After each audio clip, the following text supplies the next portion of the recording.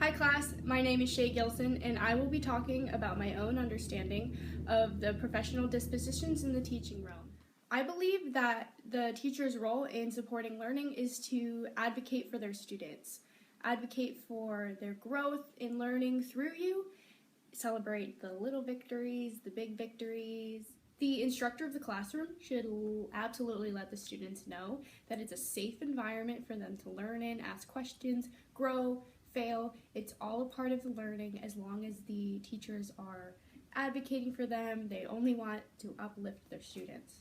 The teacher's role for improving and planning practice is to stay organized and keep the lessons as clear as possible. If the teacher knows what they're doing, then the students will catch on a lot quicker that way. It's the teacher's role to uphold professional expectations by commanding the classroom, being that positive role model that students can follow, and they need to act like the teacher, act like the leader of the classroom so that they don't get taken advantage of. The teacher's role to collaboratively advance their profession is to collaborate with colleagues, collaborate with students, and that way they get new ideas rolling and also new techniques on how to teach.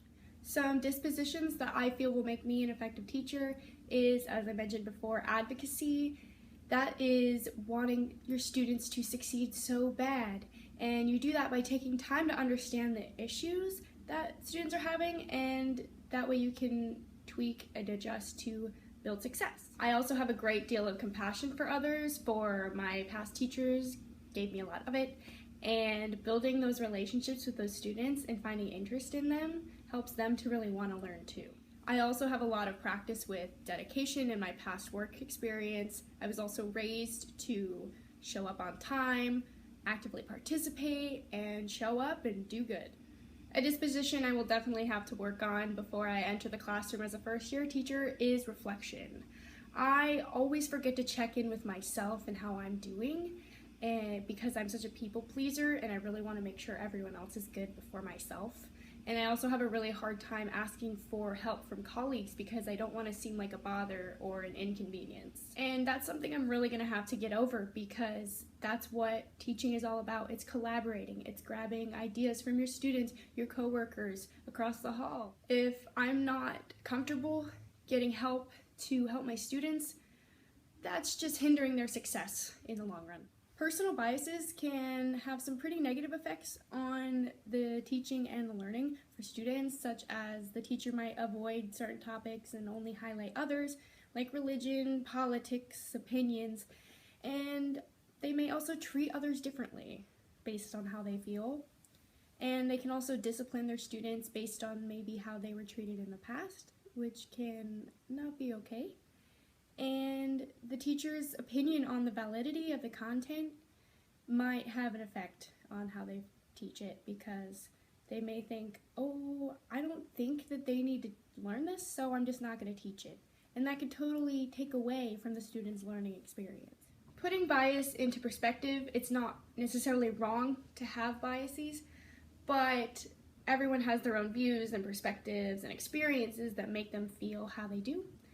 And this is perfectly valid, and I believe teachers do need to validate these opinions, but do not act on them. Education needs to be completely inclusive and absolutely fair, and it is the teacher's responsibility to keep that even playing ground throughout their classrooms. In my undergrad and now grad school, I've been asked to reflect a lot on my teaching philosophy and how I want to be as a teacher, and it's getting me more and more inspired to become a teacher and get in the classroom. And I found a couple common themes in my own educational dispositions, and those are compassion and dedication, where for dedication I really want to find differentiated instruction that's fun and that works for my specific class. As for compassion, I just keep thinking back to those great teachers I was lucky enough to have that built those relationships with me. And that's really the teacher I want to be. I want to create those relationships that make them want to come to class and want to learn and want to engage. As a teacher, I really want my own motivation to influence my students. And if I can change just one life, I feel like I've fulfilled my purpose.